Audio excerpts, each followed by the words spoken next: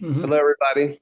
Hi. I am John Strong, and my co-host is Robin Bradford. Robin, and we are with Ignite the Spark Retreats. So we just wanted to let you know a little bit about us and why we're hosting these two amazing filmmakers today. We are hosting a screenwriting and playwriting retreat in Scotland this October. We still have some places available. We'd love for you to take a look. I'll put the link in the chat box here in just a couple of minutes. But we're going to have three fantastic mentors. Fred Fuchs, who is a producer for Francis Ford Coppola for over 10 years, also an executive at the CBC. Joan Lane, a writer and producer from England who helped develop and get the King's Speech movie made. And then Christopher Lockhart, who works at William Morris Endeavor, and his main job is to find scripts for A-list actors like Denzel Washington and Michelle Williams. And they're all excellent and wonderful people. And it's going to be on this beautiful estate in Scotland called Dunsky, 2,000-acre private estate with lots of amenities, amazing like five-star food, and lots of time to be inspired and write and just form a community. So we have many people signed up already, but we still have a few slots available. So let us know if you have any questions about that. We'll mention it again at the end, but we just want to let you know that's why we're here. We wanted to connect you with amazing filmmakers so we can all continue learning together and give you a space to ask questions. And hopefully you'll want to check out our retreat and be able to spend a whole week with some of these fantastic mentors. But Robin, why don't you take it over and let us know who our amazing guests are today. Yeah, we have our Michael Collins, who's a Canadian producer based out of Vancouver. And I've known Michael for, I don't know, 4 or 5 years, three, Yep. 4 years, Yep. something like that. He optioned a script of mine, and what was looking like it might be a very dry transaction turned out to be a super collaborative relationship. And now I consider him one of my dearest friends, which I'm really happy that we've had such a great connection and that he can join us here today. And you'll hear more about what he's working on. And next we have Gavin Booth, who is a filmmaker who has got incredible stories. Gavin has actually made 7 films from his own scripts. So when we get into the topic of independent filmmaking, these two people know so much, well, certainly more than I do. And we're really looking forward to, sorry, I'm trying to keep my eye on the other side of the screen here to let people in. Anyway, really looking forward to their thoughts and insights. So without further ado, our first question is, can you give us your opinions on the kind of the state of independent filmmaking? Yeah. Gavin, why don't you jump in there? Because I know that you have a few things to say about it. I mean, we can tag team it too. Michael and I, we haven't officially worked together yet, but we're developing projects together, and we speak often about indie film and Hmm. share a lot of articles and sort of insight back and forth. But we are, Anybody um, whose face is on the screen, can you unvideo yourself? Thank you. Okay, great. yeah, I think the state of things. There's always a lot of fear out there. Oh, things aren't selling, indie films dying, streaming's taking over everything, and to a certain degree, some of those things are true.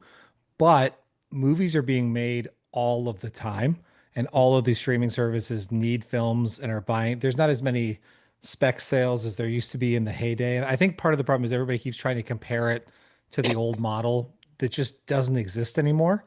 And that's sort of a losing argument to keep trying to compare it to what doesn't exist. And And I, just to be clear, Gavin, excuse me, can you explain what the old model you're referring to is Sure, yeah. or was? Like typically, a screenwriter pitched their script around through an agent or independently. It was bought by a studio or a large production company of some sort, or a company that went made their movies straight to home video. It was then, financed and produced and released. And now it's just a completely different beast with a lot of places having in-house development, scripts being written specifically for them. And it, you still read about specs, there's been a couple recently where people have optioned, short stories even and independent scripts and for big paydays. And so it's still alive in there. It's just not the same as it used to be since streaming came in. Home video is almost eliminated in a sense. There's really no more DVD and Blu-ray sales, which is kind of a problem because that eliminates sort of a whole chunk of revenue out of the industry as everybody went to streaming, and now everyone's trying to figure out what to do to regulate that. But at the same time that all of that is happening, there is more content created now, more films and TV series being made now than ever before with all of these new streaming services.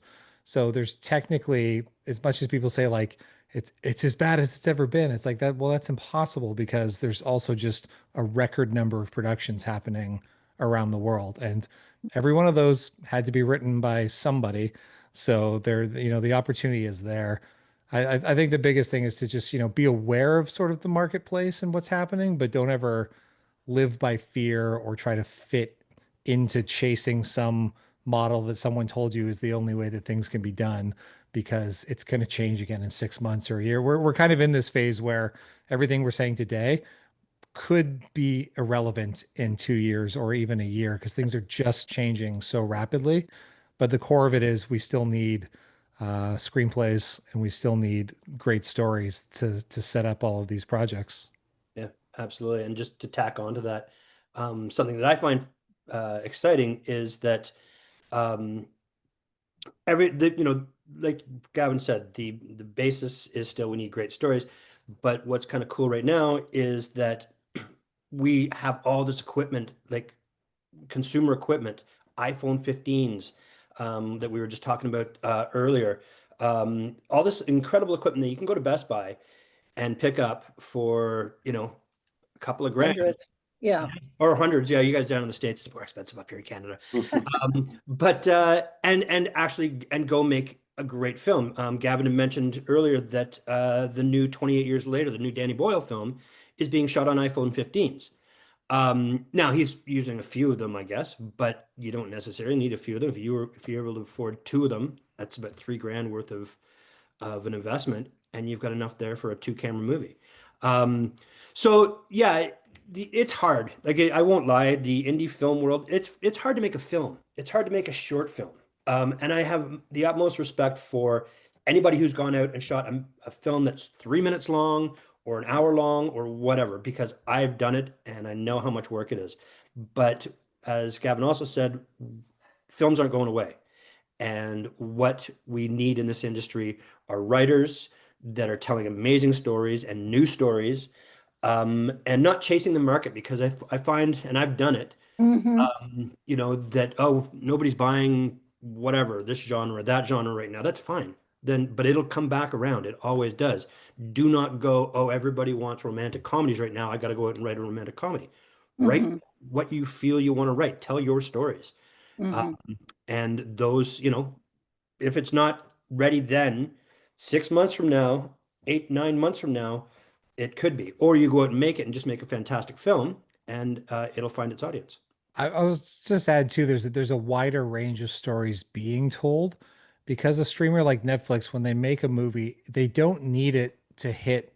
It's not like when they put a movie in theaters and they need everyone to go see it and buy a ticket to that movie in this time period.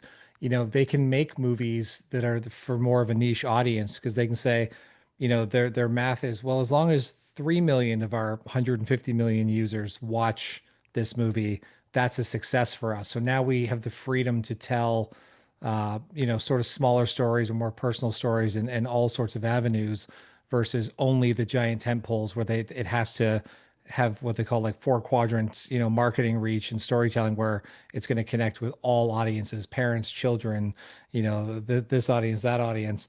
They have a bit more freedom to tell really interesting stories. Hmm. And also with series where Yeah. you really get Yeah. into the characters and yeah. Yeah, no more rules on series if it has to be, 42 minutes with commercial breaks or 22 minutes with commercial breaks because the first time I noticed that was House of Cards, which is, one of it's the second streaming series, but Netflix first original produced.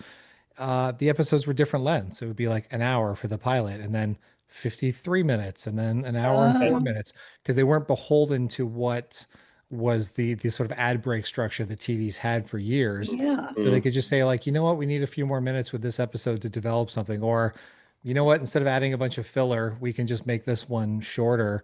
And we've seen it like Netflix has Special, which is a show about the lead character with autism, and it's 15 or 18-minute episodes.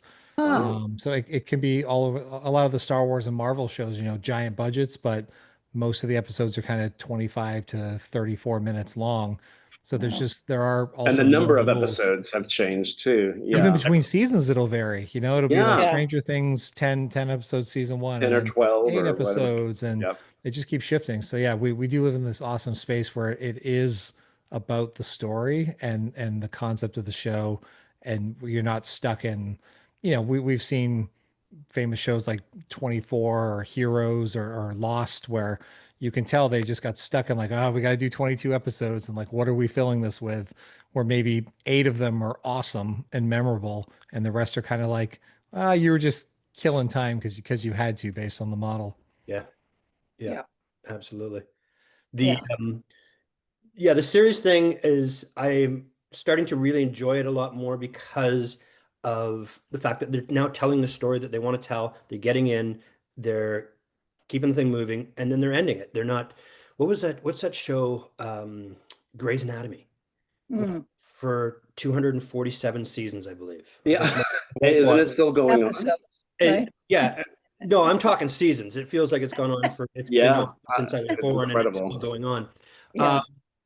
but then you get a show like True Detective that goes in, does this 8 episodes, tells a story, and it's out. One arc. Yeah. And for writers, I think that's wonderful because they're not having to sit down and try and go, what the hell are we going to do after episode 14? We've already told the story we want to tell. Uh-huh. So, even as new writers are starting out, if your idea, and you can kind of tell as you're putting it together, as you're mapping it out, if your idea feels like it's going to be bigger than, let's say, 90 minutes or 120 minutes or whatever it's going to be, great. Then let it grow because there's more story there. You don't have to go, I'm going to write a movie or I'm going to write a series.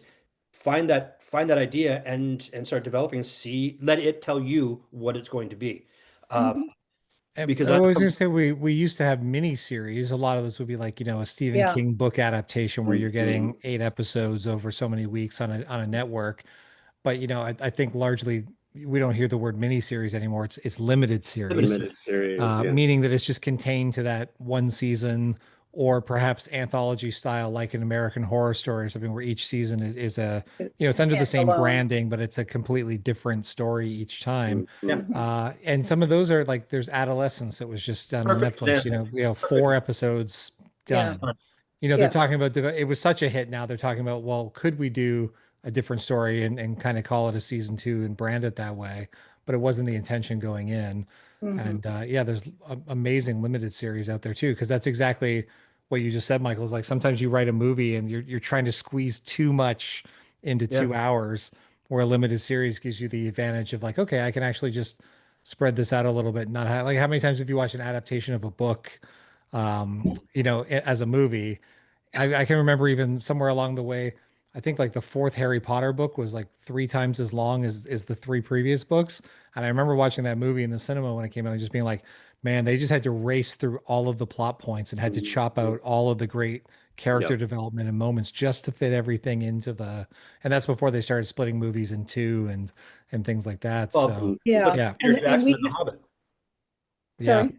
I was just saying Peter Jackson took The Hobbit after the, Oh, yeah. He Successful did Lord of the the opposite. He Blew took it the up. thinnest Yeah. book He of blew the it up. series and turned it into 9 hours. So. Yeah, No, exactly. as writers, we have that directive and if trying to follow what we're supposed to do. And, every scene has to have a an inciting moment, and it has to build not just the story, but the scene by scene.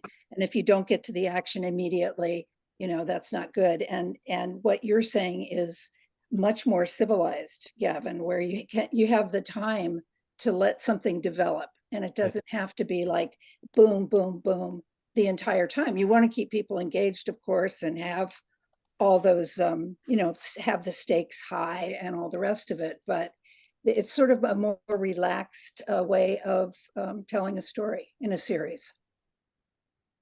Yeah. Yeah, absolutely.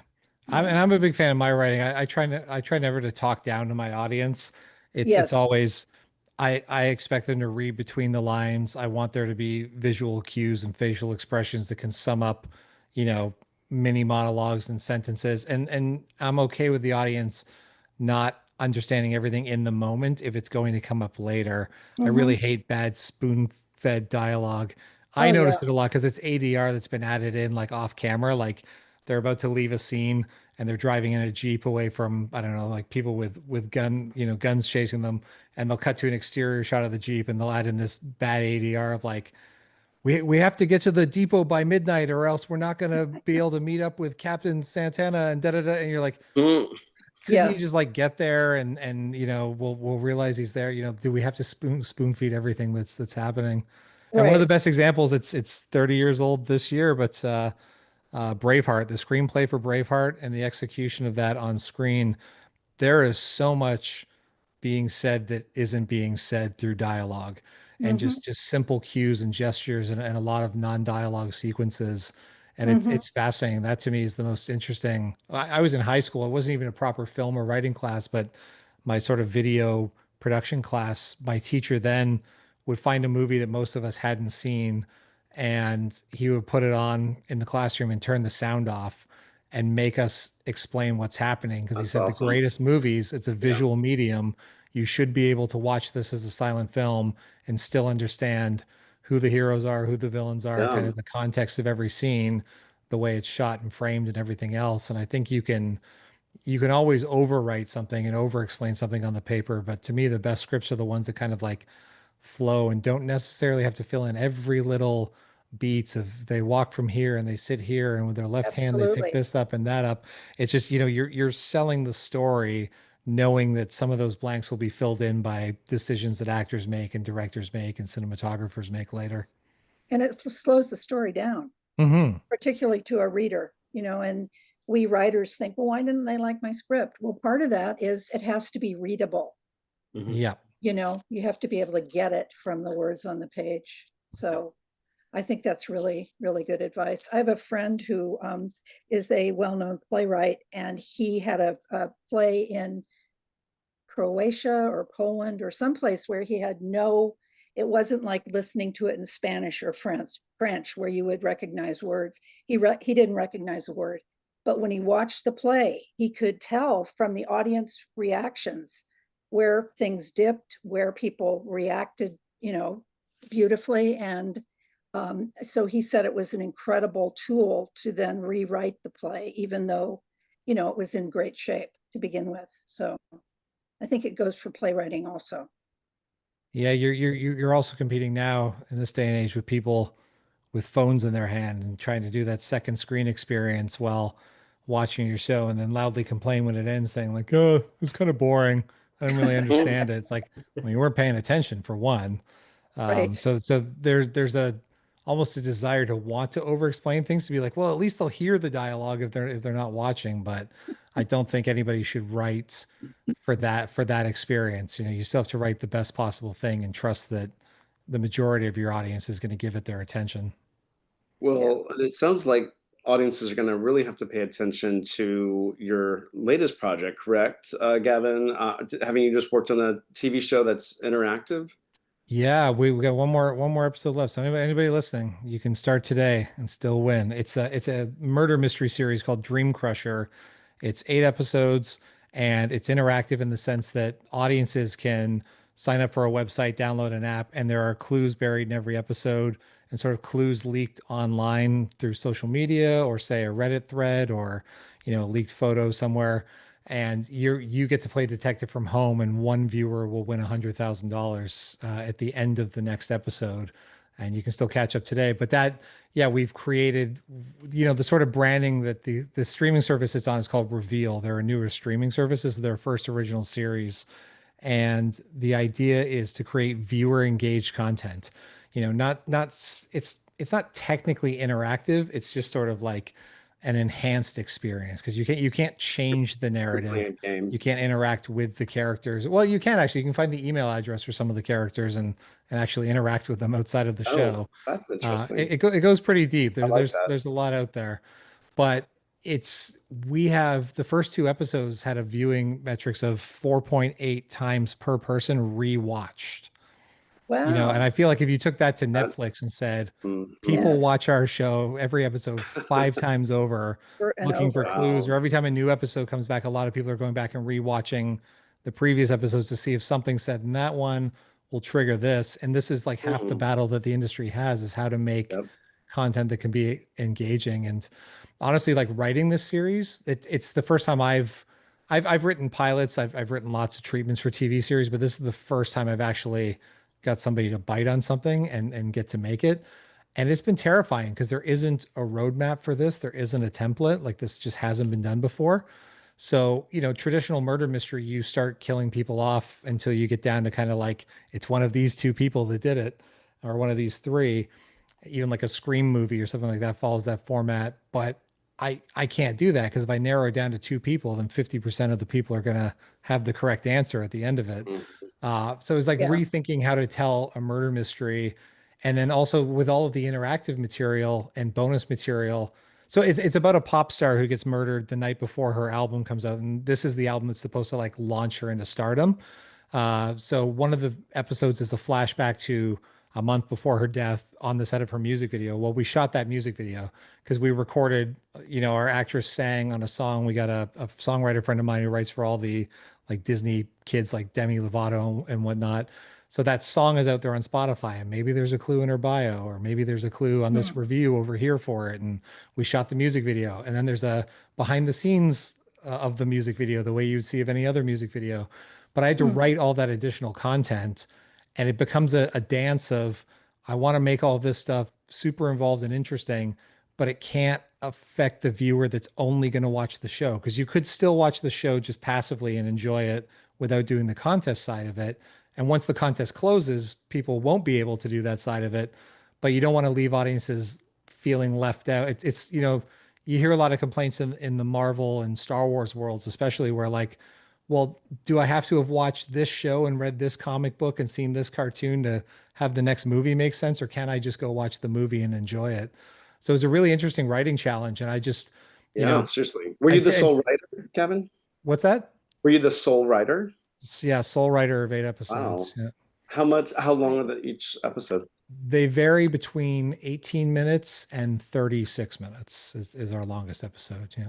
And how do people find it again? Is it on a website, you said? Yeah, if you went to rewardseries.net, it's there. Or if you Google Dream Crusher murder mystery, you'd find it with ease, the trailer and Okay. whatnot. Yeah. That's great. Which Yeah. That's kind of so innovative, and I can't wait to see that, having seen Oh, your movie Last Call a couple nights ago. Yeah, I can't. So you That's what I can, was gonna say. I can't like what Michael said too. Just writing original stories. I can't stress enough that like, we've all probably read the same books on screenwriting coming up, and there are these wonderful sort of like rules. But the more times you can kind of break the rules, the more you'll stand out. As long as it makes sense at the end. You can't just break the rule to break a rule and have your screenplay be a mess. But I think there's the new Stephen King movie that's in theaters right now, The Life of Chuck, that Mike Flanagan adapted. It's one of Stephen King's dramas. This isn't a spoiler, but it's told backwards. The third act is first, the second act is second, and the first act is third. So it's told kind of out of hmm. order, but it's what works for the movie. If they had done it from start to finish, you'd be like, I'm just kind of bored watching this unfold. But when you see the end and then, the slower reveal of how the events of this person's life led to where we've already seen the ending, it's Mhm. really fascinating. And I Yeah. think that's important to remember too, is like, tell bold stories, but also you don't have to stay locked in these boxes of what's expected. And There's I a think, lot of, Yeah.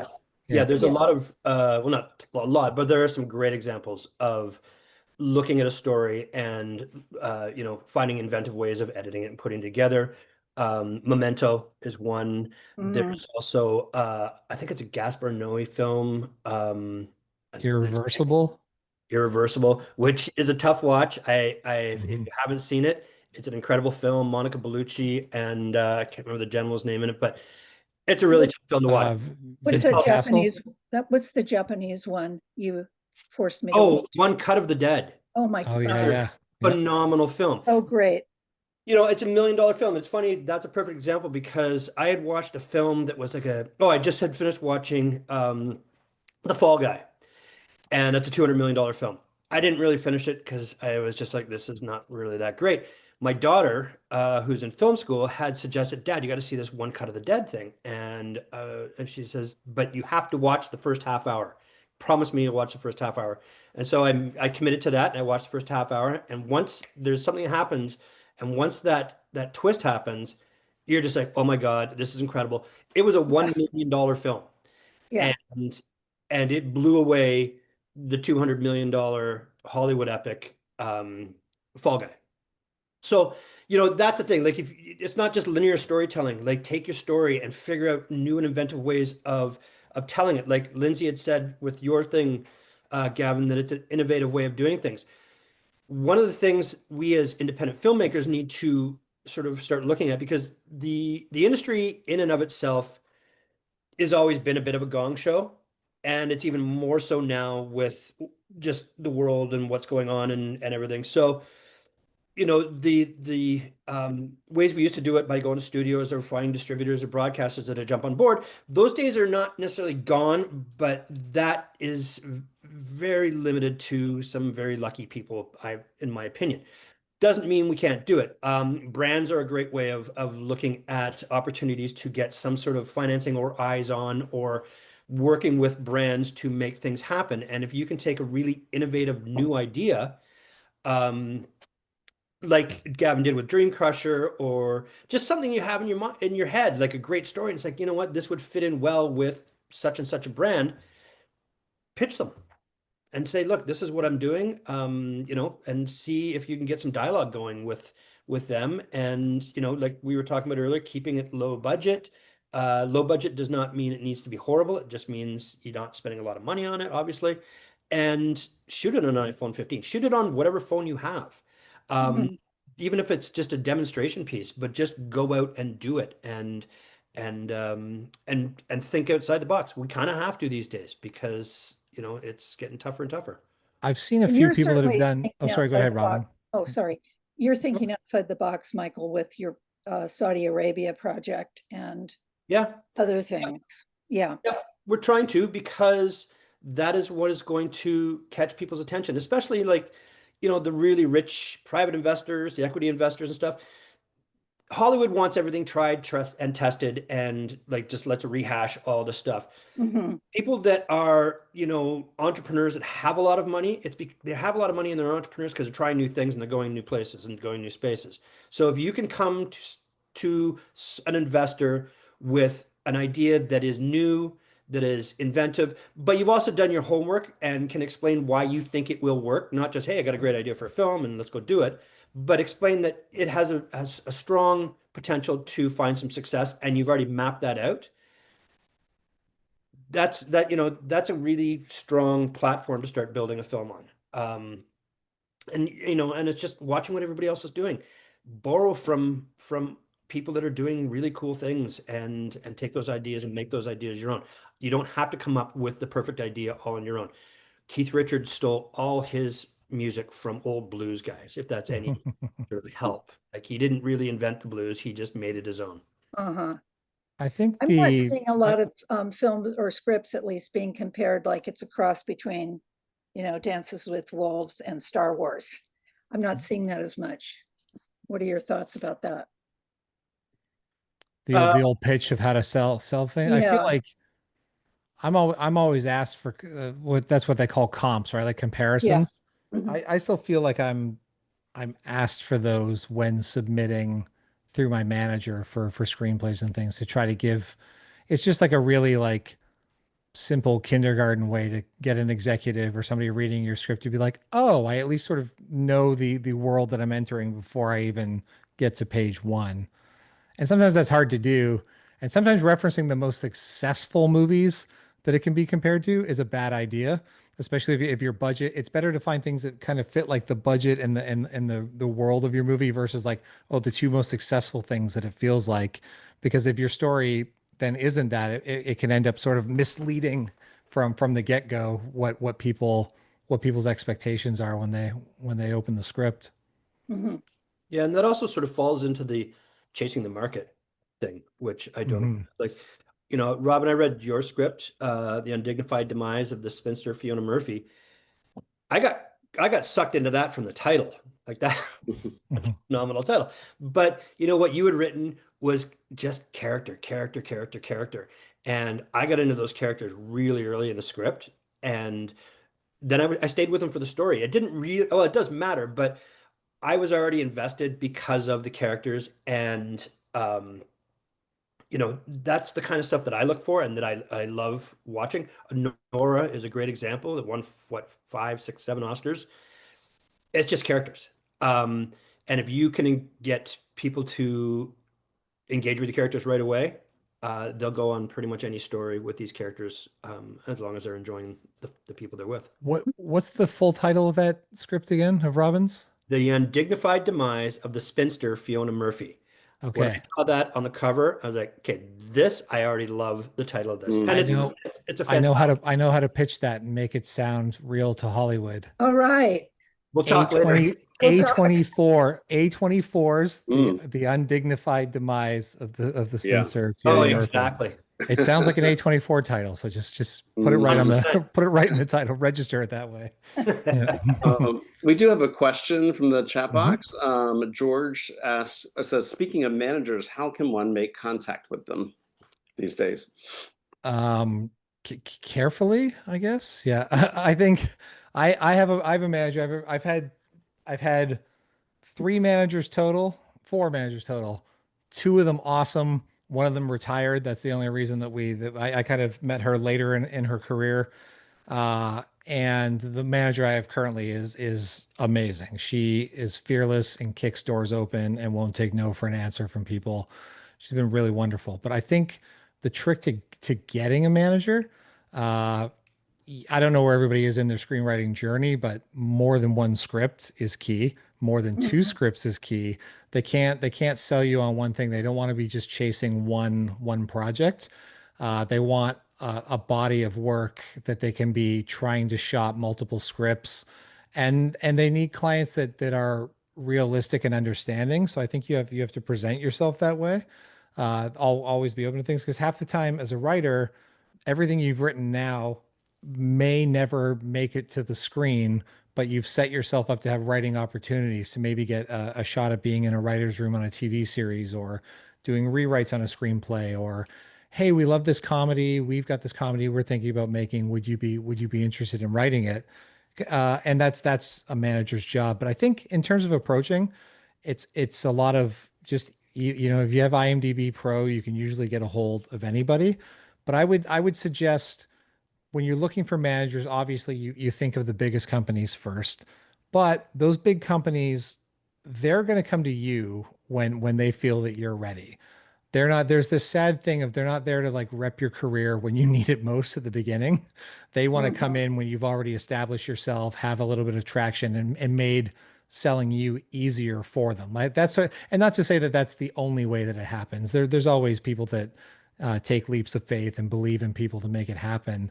But I think it's about identifying a manager, look at who their other clients are. What are the movies that they're writing? What are the movies that they've produced or been involved in with their clients? You want to see somebody that aligns with the types of projects that you're doing, that will have the connections in that world. If you're writing horror movies, then you know you want to make sure that your manager has some kind of network to Blumhouse or knows somebody who will get them that meeting. You know, isn't afraid to pick up the phone and do it. Mhm. You know, because there's a lot of managers out there, but I find a lot of managers and agents. I work a lot in music videos and music documentaries, so I see it through all my musician friends. There's just kind of a laziness because they can sign you. It doesn't cost them anything. They're not out of money.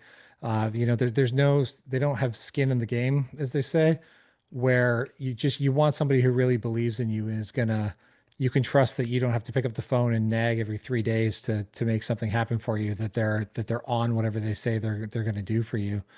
So once you And, do and your research and yeah. you look at managers that have expertise in your genre, then you pick up the phone and call them, or you send them a Mhm. letter, or what's Michael, what's been your experience with that?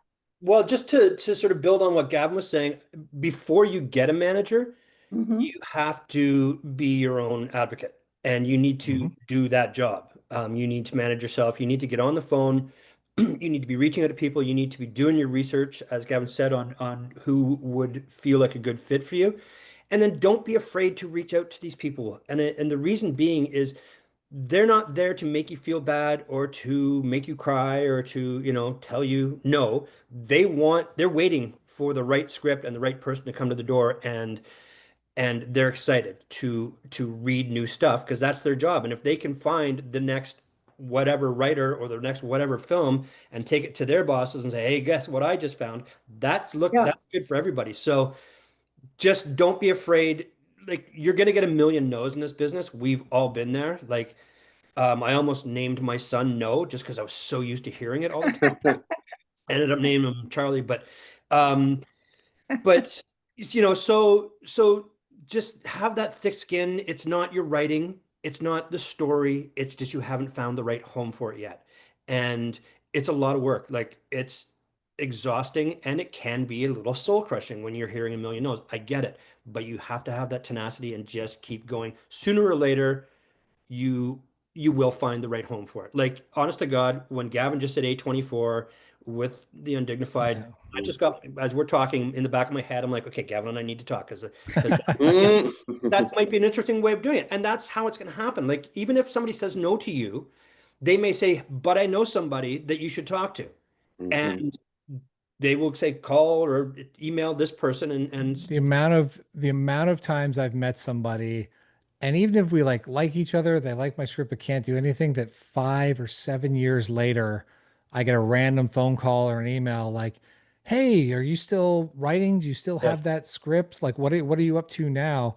I had this recently, somebody I met right before the pandemic, so like sometime in 2019, maybe summer of 2019. They were working at YouTube studios, sort of like managing a lot of like YouTube's higher end influencers and accounts. Was also screenwriting. We talked about a few projects, and then the pandemic hit, and I just like, both of us just kind of forgot about each other. But 3 months ago, I got an email from him saying, "Hey, what are you up to? Are you still writing? I've got these guys that have a film fund. They don't have any scripts. They want to do genre films. I thought about a couple of the ones that you pitched me. Like, do you still have those? Are they available?" So that's the other thing too. Like just because your phone's not ringing right now, don't think that people aren't thinking of you or you haven't made a good impression. I think half of it is just keeping in touch with people. I try to do a really good job of that, of every like 3 to 6 months at least sending an email or a text message, but also never wanting anything, just catching up and just having a conversation to see how people are doing versus the desperation of like, did you read it yet? Yeah. Do you have any money? Do you want to yeah, sign me? yeah. well, But I I, mean, that's exactly it. Like, yeah, you can't write a script and then sit there and go, why is this not ringing? You have to yeah. go out and people need to know that you exist. They don't all have to have read your script, but wherever you are, I'm going to guess locally there's going to be, film festivals and conferences and different things. And Hmm. even if it's not in your hometown, if it's somewhere close that you can get to for a weekend, go. Just go to meet people. Um, you know, kiss babies and shake hands and see what everybody else is doing because you never know who you're going to meet. And this is the biggest thing in filmmaking is your network. Yeah. It Yep. can't hurt to know a lot of people because somebody will have read your script and say, "Oh my God, this is a great script. I'm going to give it to such and such." So, as much as the writing is hard and everything, you have to promote yourself. It's not a scary thing. There's a lot of us, like, that are doing exactly the same Approachable. thing, and Yeah. you can get ideas and, you know, just I don't know. You just, yeah, you go out and network and meet people and have some fun, see some great movies, talk to some wonderful people, and people will remember you. And it's as a also, director and producer, I probably get a script every 2 weeks that's sent to me, either through blind submission or through somebody that I know saying, "Hey, I was thinking, thought you might be interested in this, might be up your alley." I defer everything to my manager just to have a little bit of a buffer, and also just somebody who's tracking everything that's coming in and what I've read, or else my ADHD brain, when I'm in the middle of other projects, just never gets to it. But even, Robin and I just connected, last week or earlier this week about doing this, and just through chatting, she mentioned a script that just like instantly struck me as like, one, it's the kind of material that I love as a filmmaker, and I've done some shorts in that realm. But my wife is a professional full-time actress, and just at the minute that she said the idea, I went, I actually know an actor who's also actively looking for things. Because sometimes I think that's the other thing. You think some of these actors that you'd like to attach to a script, because that's another route to go. If you can get an actor interested in your script, that's sometimes like a golden ticket to then go to the producers or the studio or whatever. And I think we all live in a little bit of imposter syndrome. I do, at least, where I think, oh, this person would never be interested in what I have to do. This band would never want me to direct a music video for them. The minute I got over that and just started like blindly calling, like if I really believed that somebody was good for something, we did that with an indie film we shot last year. We got Janelle Parrish from Pretty Little Liars and TR Knight from Grey's Anatomy. And that we're just like, do you think they'll do it? Like, what it's like your elementary school or high school dances. Like you just got to ask. You Yeah. just got to ask if they'll have a dance with you, and it's well, amazing this what is comes it. back. Yep. Yeah, we all have to remember they're just people, just like Yeah. everybody. Absolutely. Yeah. And they're looking for great projects. Yeah. Yeah, they want to, you know how interesting it is for writers for us to sit around talking about writing or hearing a scene and critiquing it and trying to understand it. Same thing with actors, I think, is that 100%. they're really engaged in what they do and they want to be contacted. And I think that they often complain about their agents as much as we do on our side. So it's making that connection, which can really be amazing. We actually, one of our mentors who's very connected in the London theater world, West End productions and stuff, has reached out to a bunch of incredibly well-known actors, big names. Yeah. And she hasn't had Jaw-dropping. one that has said no. She hasn't confirmed anybody because we have to wait until we're closer to the dates so that, they can actually commit rather than saying, oh, yes, I'll do it. And then a project comes up for them. So The that other, kind of underscores what you're saying. Go ahead. Sorry. yeah. Well, I was going to say the other thing too, if you're anywhere near like a sizable city that has um, like acting studios and like acting schools, Mhm. go sit in and watch them do what they do, because you could find you if they're there and they're acting and you see something in somebody's like, that human being is really nailing this. You Mhm. can do it. I mean, especially for actors coming up, they're always looking for that part. And Yeah. if you can, and I hate to say this, and if anybody out there is an agent or has an agent that they love, I do love agents, sort of. Um, but if you can bypass the agent and go straight to that person and say, hey, we've got this, and they're going to read it, all of a sudden you've got a couple of solid actors. You go buy your iPhone 15 and you've got your script and you've got three major elements to starting to tell your story. And even if you start rehearsing and shooting scenes within that script, scenes that you want to do that you can make happen, you're starting to build it. There's some momentum going there. And you can put together a little teaser trailer or whatever the case may be. But back to the acting thing, go out to local acting studios. They're all awesome, and they will let you sort of audit the class and sit in quietly and just watch what they do. They should anyway. Uh, Mhm. and use that as part of your networking as well. Really good advice. Yeah. Yeah. Um, Are you looking at the chat box, Michael? I think am, I am, and I saw that George had written. Can you clarify? And do you or not? Do you feel that holds true for pilots? I know we're going back a bit, but um, I'm regarding contacting managers. yeah, 100%. I mean, For TV pilots. For TV pilots, just do your research on the managers. Look at who they're managing. If they're managing TV writers, um, then yeah, it would make sense. I Mhm. wouldn't take a pilot to obviously somebody who has only done features. It's just a matter of jumping on IMDb, quick little bit of research, and then sending it off. Just make sure that they're, if you have a TV pilot that's, an action pilot, find the producers that are making action series and send it off, and hope for the best. And probably have a Andrea pitch just deck or a asked, show Bible with that as well. Would Yeah, help everything that, you've got for sure. you know. Andrea just asked, what about places like Stage 32? And I was telling John earlier that I read, somebody told me that a bunch of these places are closing. Coverfly, We Screenplay, Screencraft, and the Script Lab.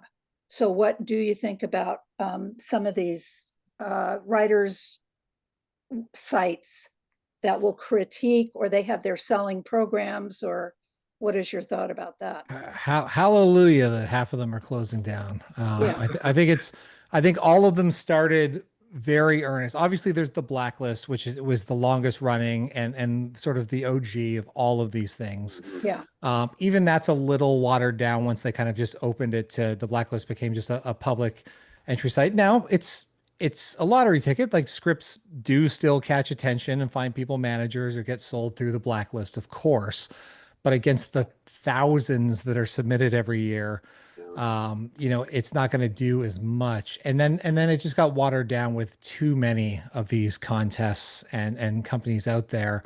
And I think they all started very earnestly, but the more submissions you get, either the faster you have to turn around that coverage or the more people you have to hire to do that coverage. And you don't really know if you're getting a true industry expert or you're getting some Oh, some right. intern or some first timer. Yeah. Speaking specifically to Stage 32, because I'm an open book, they hit me up once an email saying, "Hey, we would love you to be one of our cinematographer mentors. We're now reviewing like reels of cinematographers and looking at short films, and we think you'd be an excellent candidate for it." And I was just like, I was appalled because like I have done my own cinematography on a couple projects. They must have just gone on IMDb or saw my name next to cinematographer somewhere. Yeah. They should not be reaching out to me. I am not qualified to judge cinematography in any respect. And that's why it's kind of like, oh, I don't know if they really have the best people and the user's best interest when it becomes this money-making machine. Mhm. At the same time, I will say if you've never had coverage or feedback or experienced that, it won't hurt you once or twice to try a few of these services and understand the format that it comes back in, understand what it's like to see someone else's perspective of notes. Just know that a lot of that is going to be again based against all of these things we say, like chasing trends and what's popular now and what studios are looking for, which you hear all the time. So it's going to be all of it's going to be measured against that, and it's always measured against somebody's personal taste in writing. And if you've written something outside of the box, it almost probably fries their brain a little bit. They don't understand how to give notes on it. So just proceed with caution. Just because it came back, even if they came back with the most negative notes of all time, doesn't mean that your script is even remotely bad. It Exactly. just means that it didn't work for this person, but somebody else. The same way that I can love a movie that Michael hates and Robin wouldn't even bother to watch. Like it just is what it is. But I'll say notes if when in just the interest of notes, like if you were to submit the same screenplay to say two or three of those services, and it comes back and like maybe there's 20 notes from each, and three of those notes are almost identical from each, then you have to start paying attention.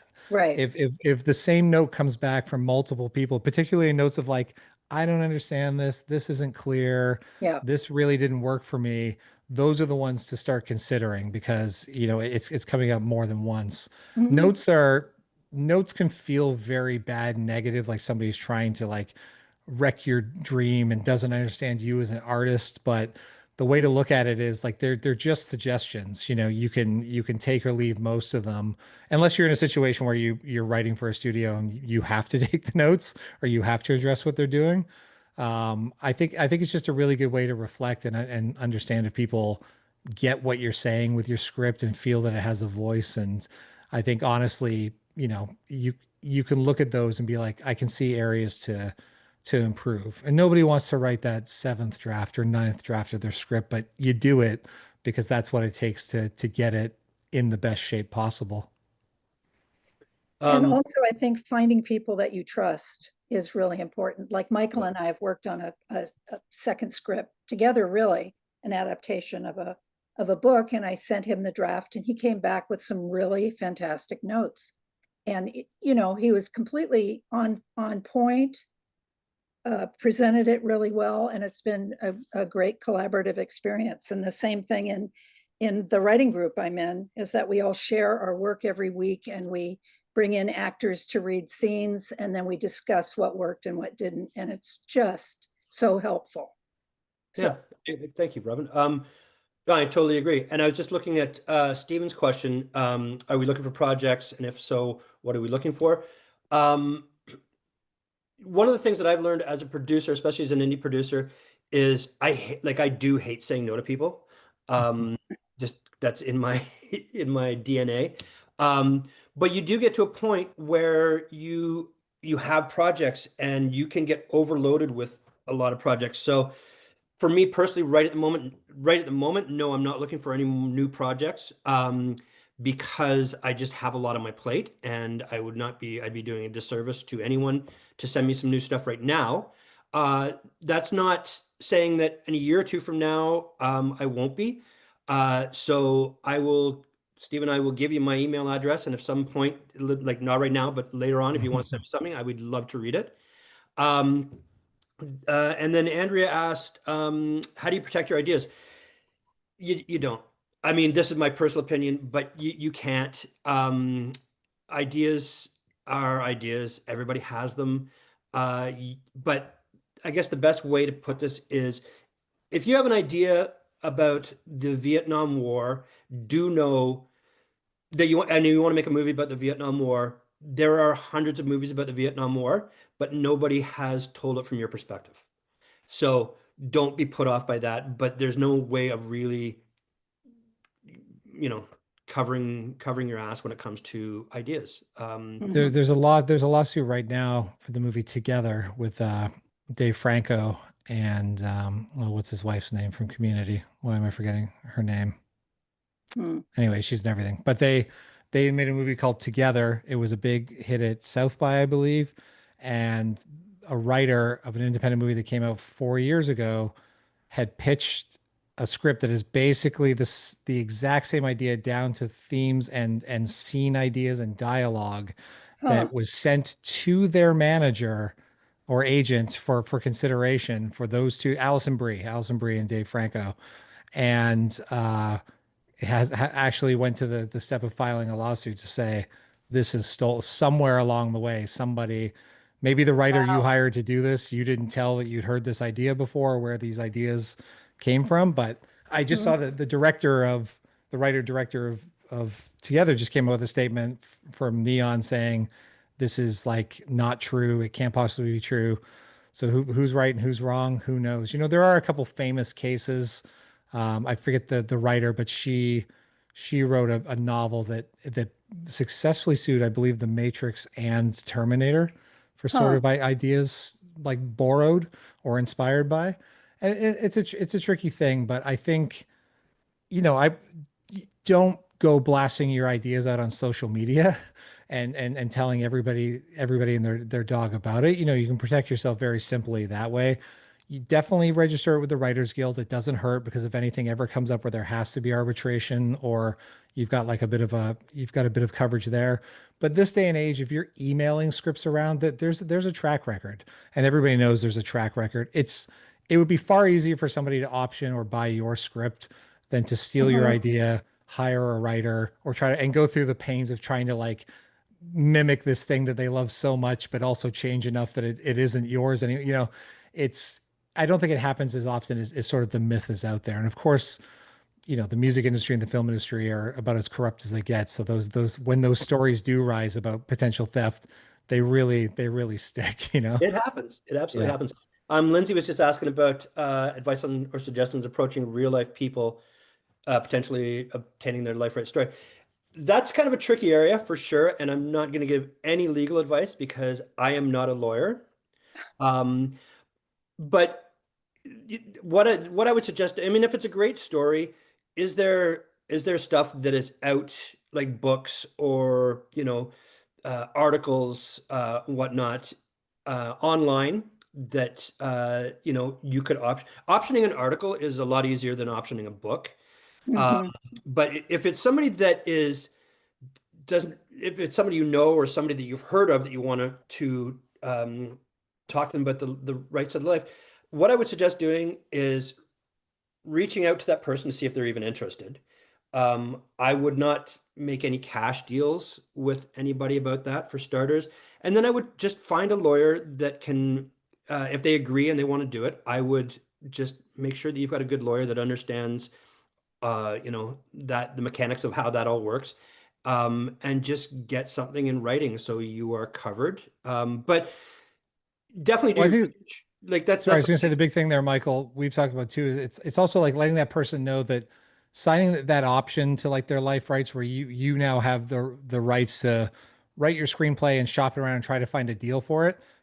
There's still a whole other step of actually signing that deal that they get to have a say in, and they still get to decide. So them making that initial step of optioning to you, that's really about they just have to believe in you that you're the person to tell their story or to tell this Yeah. particular story, and trust that you're going to work really hard to try to like make a deal. Because if it's a popular story or something with a lot of interest, then yeah, they have to trust that you're the person versus signing with somebody else, because you're usually signing for, typically like a 1 year period plus an additional year if the producer or writer decides to re-up that deal.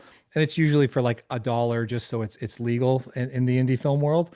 So, you are taking 2 years of their ability to shop it anywhere else. So you're selling their belief in you to tell the story. That's what you have to sell them on more than anything. And then it's not a final deal for them. They still have to approve everything when it does go through. So they don't have to fear that that's it. They've signed over their life rights forever sort of thing. Yeah. Mhm. So just do your research. Find somebody, if you can Hmm. find somebody um that has done it, go and ask them. Like, how did you do this? What was involved? What were the legalities involved? Um, just I'm a big fan of research in everything, and there's so much information. Go on YouTube and ask that Yeah. exact question. I'm sure that there's probably hundreds of lawyers and hundreds of people that have done it that can sort of give you some baseline advice, and you'll start to see a pattern of things that are said over and over and over that you can kind of look at. Okay, that's how it's done. So yeah, just research the hell out of it, Lindsay. That would be my advice. And write like, but here's something kind of outside the box. If you think it's an awesome story, uh, then write it anyway. If you're not writing something already, just write it, because you know what you're doing? You're writing. And the more you write, the better you get. So that would be my 2 cents worth. I'll say this, just circling back to a couple of points. One on the Stage 32, I saw somebody in the comments say that they've sort of attended like speaking sessions or online sessions when they've had guest speakers in. Those are great. If it's a reputable person that's done some stuff like this, sit in and like things like that you can pay for through those services, that's great. You'll always learn something there. And then in terms of looking for material, I'm always looking for material. I can be a bit slow to read things if I'm in the middle of productions, but normally I can turn things around pretty quick. It just always comes with the, no promise or no guarantee. And I'm always just very honest. If I really like something, but I just don't have a network or feel like I'm the person to sort of like produce it and get it made, I'll always let people know versus sort of like dangling that carrot or dream over their head. But I I have directed for my own scripts often, but in the last couple of years, I've been doing a lot of scripts, working on scripts from other people, especially with short films and a couple features now. So I'm definitely open because I don't even think of myself as the best writer. So I know the best movie that I can make is probably going to come from somebody else writing it. And I also just like to read people's work and kind of know who they are. And, like I said, if it ends up clicking on another project down the line, then yeah, absolutely, always kind of open to it, especially if it, and for me, it's things that are, you hear about contained movies, contained thrillers. If it's 2 to 4 people in a couple locations and the budget can be contained, those are things that I'm not interested in waiting anymore for Hollywood. I've got enough projects where I'm kind of like, it's the bigger budget when they're waiting. And I used to just spend a lot of time waiting on one project. And that's the biggest mistake I ever made, was not developing or writing something else or trying to make a small feature in between the waiting. So now the waiting is just sort Mhm. of it's over here. My manager calls me with updates every once in a while. And Yeah. I've honestly just stopped thinking about it. And every once in a while a meeting comes up, I was like, oh, cool, but it's removed all that sort of desperation and worry and upset and anger that I used to hold over things not moving fast enough. Because when Uh-huh. something's smaller, especially being Canadian, shooting in Canada with the tax credit system and the dollar exchange, where the US dollar is worth a lot more in Canada, there are ways to make smaller budget movies that I'm just much more happy to go make those. There's less oversight, there's less people at the table sometimes. So yeah, I'm always looking for smaller material, but not to say if you've got the next Star Wars and I think I know a producer that would be great and it's something that really speaks to me. But yeah, I have to love it. I can't work on anything that I don't love. I did that enough in music videos for years, and Yeah. I hate It's 80% like of the music videos I ever made. oh God. It's like all of us. If you're a writer, you better be into that project because you might have. I mean, I go over scripts and over and over and over and over. Hmm. And actors, same thing. If you're in a show, a long running show, and you're sick of the material, doesn't matter because the people who are coming in to see that show haven't seen it. And so Yeah, Exactly. you've got to like put out every single time. Yeah. like that woman who did Cats for like 17 Oh years. my God, that's right. Yeah. I, Andrea just asked an yeah. interesting question. How do you feel about creating artist collectives to fund indies? Say that one more time. How do you feel about Oh, there it is. creating artist collectives to fund indies? Are Andrew, if you can expand on that, are you saying like to get a group of people together that agree to sort of like almost have like a co-op, or to work on each other's films to just see their projects made that can be done for less money? Or are you talking about raising a series, like getting a series of investors together and putting together like a film fund, like a slate of films? I mean, probably you've asked that question. Hopefully she'll pipe up in the She chat. says there's Hmm. a brilliant TED talk about it, but I think she wrote that before you asked her that question. Oh, However you get the money, however you can get the money, I Yeah, or guess. and is it well, there's a lot of models coming out like what Sing Sing did yeah, maybe that's last what she was year, referring to. where everybody there's kind it's not exactly a new model because like it's what I've done on my independent films forever. It's just this, I think this is the first time it's done it at like a larger budget. The yeah, co-op profit share. Okay, so the idea would be what Sing Sing did was everybody who worked on the film, from the producers to the directors to the catering to the drivers to the set builders, were all paid exactly the same day rate, which matched the SAG actor low budget, whatever it was, $680 a day, $780 a day. Everyone Huh. was paid that rate, but based on the number of days they worked. So if a producer worked for 100 days on the project, then multiply that. If they were on set for 6 days doing like a stunt or something, they were paid that. But their sort of share of the pie, or the number of days they worked, was calculated out of the grand total of sort of back end percentage and back end participation. So everybody had a stake in the movie, but they were able to make the movie for a much lower budget than now they did go sell it to, was it A24 or Yeah. Something like A24, that. right? Yeah. And they say and they claim that the sale was big enough that they had to start writing profit participation checks immediately after the sale, like before it had even hit theater screens. Wow. Like so Wow. my film Last Call, which is our little, mostly two-hander, two actors, there's a few others, but it's a split screen single take movie. We shot it for $50,000. So that was the hard cash, but actors sort of took a waiver on their fee. I didn't pay myself to write, direct, edit, anything like that. And then we all have back end participation points. The one that I did with TR from Grey's Anatomy, same thing. Everybody worked for like the lowest scale that SAG allows us to pay somebody, because we all just really believed in this small project. We made the Mhm. whole film for 96,000 US, and uh, but that means when it comes out, because of that low budget and because of having two TV stars in it, nothing's guaranteed, but it should be profitable. And therefore, by taking that risk, our back end percentage points will mean a lot more at the end of the day. But it meant we didn't have to spend another 3 years trying to raise $500,000 or $800,000 to make the movie. We just wheeled and dealed every rental favor and crew favor and things that we could, but fairly compensating everybody. A lot of people, often the back end doesn't pay off because Doesn't, yeah. you don't know if the producers that you're taking that deal with know how to sell a movie, or or if the budget matches sort of what the market can bear at any given time. So it is a bit of a lottery ticket on your end to take that risk. But when it pays off, it can really pay off. I don't think Mark Hamill and Carrie Fisher and Harrison Ford hurt much from their back end on Star Wars, right? And that's, so you never know, but like counting on that level of success is not a good way. So if you are on that end of having to cut your rate, really think about it. Like, is this the film I want to cut my rate for, or do I save that for something smaller? But I think co-op's great, because what's better than a bunch of indie, assuming that the writer and the director and the producer and all these people are sort of all at the same level of trying to break in or get to that next step in their career goals.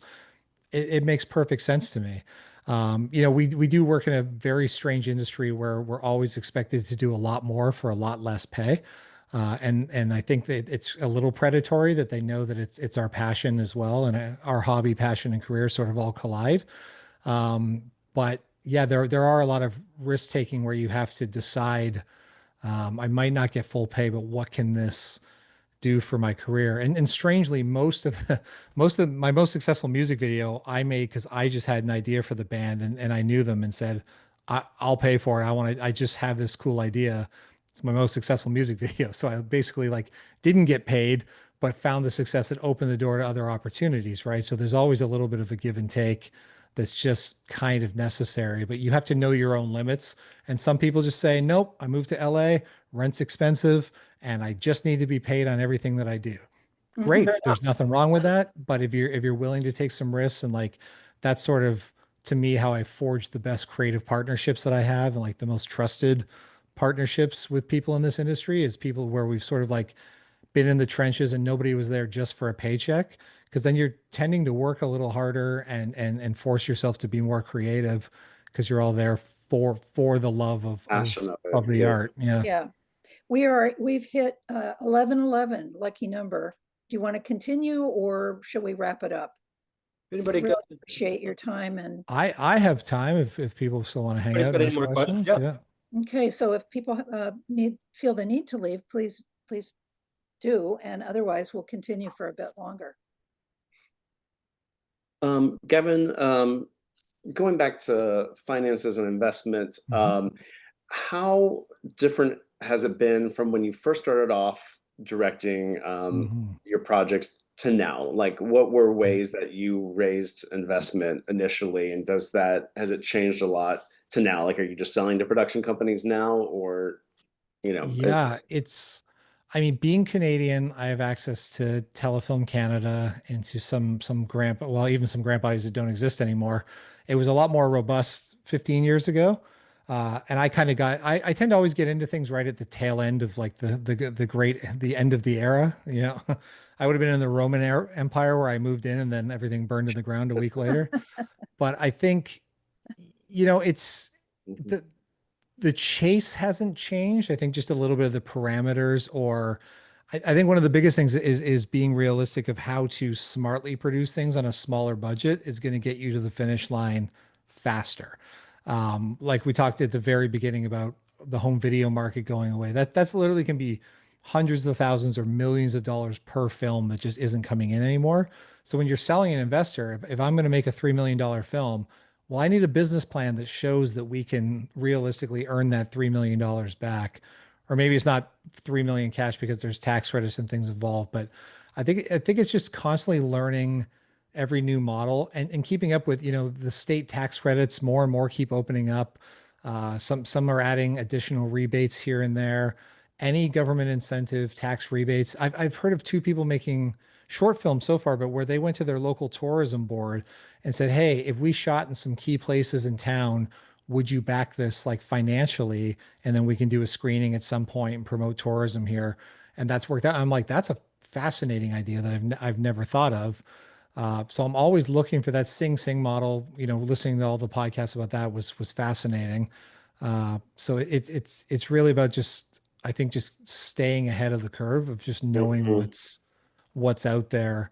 And that's the thing. I was good in math in high school. At one point I was on a path to go into medicine and become a doctor. So I am the family disappointment going into film, but I did not start a film career to become an accountant and a tax credit expert. And I understand how many artists it just makes their head hurt thinking about it. Yeah. And that's the great thing with like folks like Michael. You know, if you don't want to be a producer, you don't have to, but you better find that producing partner that doesn't want to be a writer or whatever, that wants to, that's their passion and believes in your scripts as much as you do.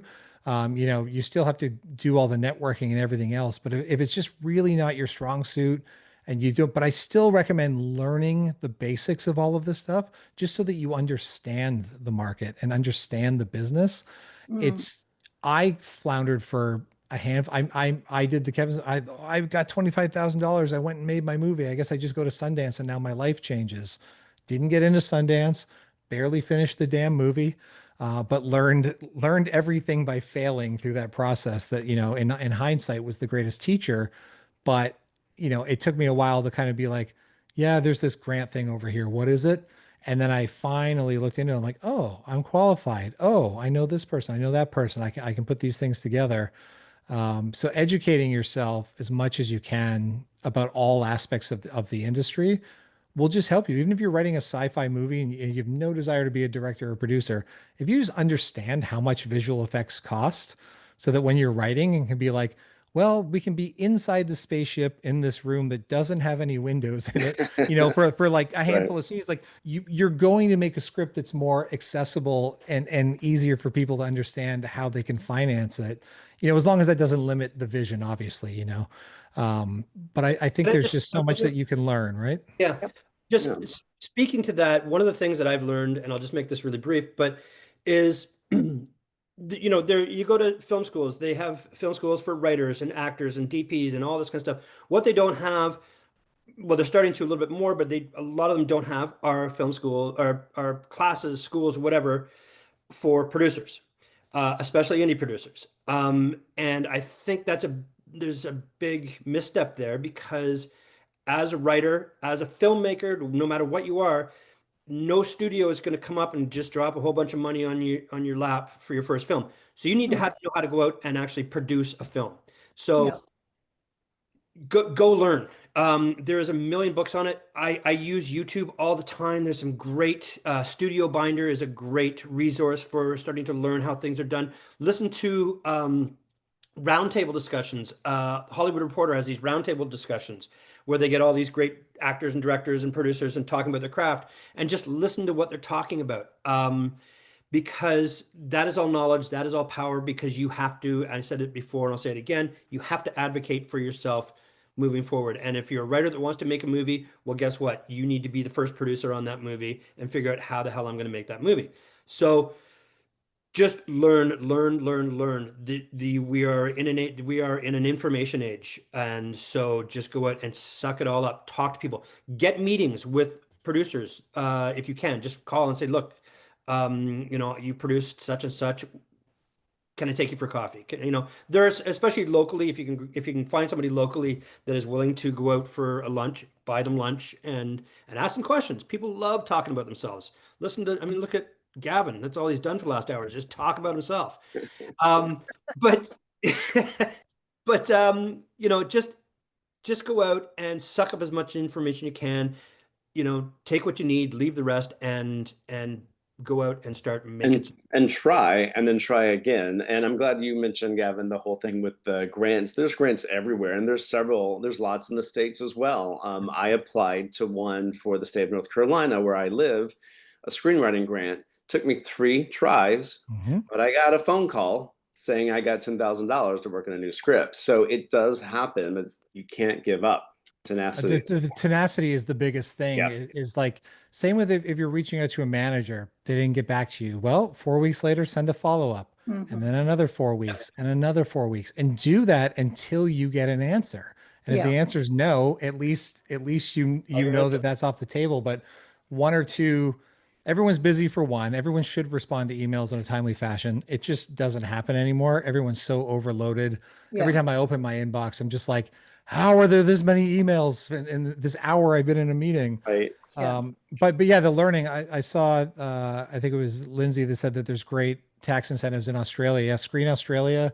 I just saw the directors that talked to me have that new movie, Bring Her Back, and Screen Australia is all over that. Co-production is a big one too. Yeah. Canada's film system has co-production deals with Ireland, with Australia, with several countries where it breaking it down simply means as long as you do part of the production in one country and part in the other, and that could be shooting in one, post in the other. There's sort of parameters of percentages, like has to be one Irish actor, one Canadian actor, whatever the combination is. But it's just a whole other way to look at financing a film where you can access two countries' tax credit systems or two grant systems on the same project, and then lower. The real goal is you're trying to lower the amount of cold hard investor cash that you need. And it makes your film more attractive to an investor if you can say, I have all these other elements already lined up that you don't have to pay for, which means we're sort of on a path to profitability faster than you might be if you just wrote a check for the full budget and see what happens. And I think investors appreciate smart producers that know their stuff and seem to have the investors back and really know that they're trying to raise a lot of the money outside of going to them. Unfortunately, sometimes it's always a catch-22. Sometimes you need that private investor to say yes first, in order to get to. It's always a bit of a dance, and there's no one way to do anything. So it's just a matter of the more you learn and the more options you learn, the easier it gets to kind of push a project across the goal line. But it's tough. Most projects don't work out. Every script that I've ever written and finished and made a pitch deck for and took all the meetings for has never been produced. Everything that I have made is something that I pitched based on an idea or a treatment and got somebody to give me the money and then, had to write it. So there's just Wow. this strange irony in my career where everything I write and finish has never been made, but anything that I pitch, I can. So I was like, do I just stop writing and just only pitch from now on? Like, am I wasting my time with all this spec? Yeah, it Obviously, I'm sounds like not. I'm it. learning. I'm writing. Those become sample pieces to hopefully get other things going. But Yeah. yeah, it's just there's no right way to do it. So Lindsay, you asked thoughts on writing for small character for an investor. You know what? Happens Depending all on the time. investor, yeah, I'd go for it. Like I'm a big advocate of just write. Like if that helps, it can't hurt. The only thing that will hurt is if you don't do it. Um, I would write it, send it to them. Like somebody else had said, the worst thing that can happen is they say no. Um, but just keep this in mind that what we're doing is we're not ending racism, we're not curing cancer, we're telling stories, and enjoy it. It's a great job if we can get it, and if somebody pays us for it, that's even better. But if you're a writer and you love to write, then just, excuse my French, just fucking write, because it's something that you find rewarding, and you never know what the payoff is going to be. And don't stop writing, because we need writers. You guys are the foundation of everything that we do. Me as a creative producer, I read stuff. I read Robin's script and we became really good friends. So just keep writing, and like I said, advocate for yourself. But you guys are the cornerstone of this entire thing. Yeah, and I think it's that whole thing that Gavin commented on about these script sites closing is so timely, because we've every writer I know who's sent to either to a contest or a script writing site. Sometimes they're really good connections can be Mhm. made. Other times you get like canned responses or feedback only going to prove that the person either didn't understand or didn't read your script fully. Yeah.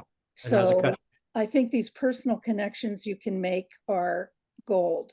Mhm. Valuable. And then you can build up relationships with people where you do trust their opinions on what you're writing. And that's it's a huge uptick from just taking a stranger's, oh, I didn't get it, go change your script. No, if somebody you trust, or as Gavin said, 3 people say the same thing, it carries a lot more weight. 100%. Writing roles for investors just made me think of the Tim Burton Ed Wood movie where it's like, well, my son, he's not much of a butcher, but I think he'd make one hell of an actor. And it just gets them being like, I love that. okay, because it's just like that's how he's going to get the money. There's a lot of like, it's very stereotypical to have a rich individual, probably male, working on towards a second marriage where he's got Second trophy a young wife. girlfriend that he wants to impress, and like, I'm going to invest in this movie, but like, I got you a role in it. You're going to be in it, or my kids want to be in it for a role. And like, so it's just, Lindsay just said, yeah, he wants a role for his wife. I listen, I hope she's an actor, and I hope you can mitigate it to something small if she's not, but who knows? Maybe you discover the next Kate Winslet or something there. Yeah, Mhm. right. And who cares anyway? Yeah. There's many bit parts or small parts, Yeah. So any other questions people might have? Because I want to stay somewhat on time. Yeah, I've got about 5. I need to bounce at about 11:30. Okay. Any last minute comments, or a lot of people are saying thank you? I put a shameless plug, as I had mentioned in the comments for Gavin's movie, but Oh I yeah, think you it's available have in to watch it. yeah, Great. it's great because it's a fantastic movie, but it also shows you what you can do with a few people, a solid script, and like if you watch it, you'll see it. This movie cost $50,000 Canadian, which is I think about $35 American. I don't know what the Australian equivalent is, but if you can find it, it is on Amazon Prime. Um, and I just put the trailer in there, but it's just a really good indication of what can be done for a low budget. And there are some other great movies out there. I recommend going to see or see if you can find. Um, One Cut of the Dead. Watch indie film. That's the other thing. Go out and watch these amazing little films. Like you may not have heard the title, you may not have heard of the actors, but watch them because there's some great stuff out there that just flies under the radar because it doesn't. Nora, if it hadn't been for Sean Baker. Yeah. um, if Sean Baker hadn't had the notoriety that he already had, and this was his first film, everybody would have missed it. It won 7 Oscars. So go watch his earlier work. Just find the stuff and go watch the stuff. Well, what's funny about, the myth of him is he shot his first film on an iPhone 5, Tangerine. Tangerine. That's not his first film. That's his 4th feature Yeah. film. There were 3 other low budget movies that didn't get the attention that Tangerine got, that aren't that great, that But you went can to see smaller progression. festivals and didn't get into Sundance, but he just kept at it. And out of desperation, almost like, I don't have any money, I can't find an investor, fuck it, what can I shoot on my iPhone? And then he makes this super kinetic, super timely, Oh super yeah. interesting movie because it just had a look and a feel. He's literally, he taped it to the end of like a wood stick. He's just running around like using it like a steady cam, almost like Evil Dead and back in the day, running through the woods with the camera on a 2x4. And he just makes something that was almost sort of out of desperation to just get the next thing made and not wait any longer. And that's the one that, not the ones that he raised all this money for and rented the best camera and spent all the time lighting it. And, it's the one that was sort of like, push come to shove, I have to go make another movie. Yeah. 100%. And they're out there. And there's some wonderful indie films. Mm-hmm. So start watching them, get inspired, and go do it. Yeah. And if anybody wants my movie, just find me on social. I'll send you a link directly to it. But in the US, it's on Prime Video to watch with your subscription. It's on Tubi. It's on Peacock. I think similar in Canada.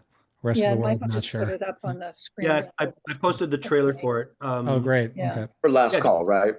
Last Call. Yeah, just a Yeah. wonderful film. Yeah, Absolutely no, it wonderful film. definitely is. And the film is called Last Call. When I looked for it on, just by plugging it in, there were several, but Yeah. you can tell Don't name a movie Journey. Last Call. That's another lesson I have for you. Yeah. it's you can tell from looking at the photo, it's a split screen image. Yeah. Yeah. Which is what the movie. It's If not you the one if you with typed Jeremy. in my name next to it, it would probably come up with the correct one. But it's a split screen single take feature. It's all the rage now with shows like Adolescence and the studio with Seth Rogen doing oneers. But we were cool first. Yes, definitely. All All right. right. So thank you, everybody. I think this is a great. Absolutely our pleasure. Take a That was a break. lot of fun. Oh, Thank somebody you said so one much. once. This Oh was yeah, there we go. fascinating. Yeah. Thank you both. Yeah, this is great. I'm happy to meet everybody, and hopefully we filled your brains with at least an idea or two that help your writing journey. Hopefully you'll be coming to Scotland. I'm keeping my fingers crossed. Yeah, I want to go to Scotland. That would be Yeah. awesome. Yeah. We will talk right. more later. Right. All right, guys. Have a Thank great you, one, everybody. Good luck, everyone. everybody. All right, have a good day. Bye. Bye.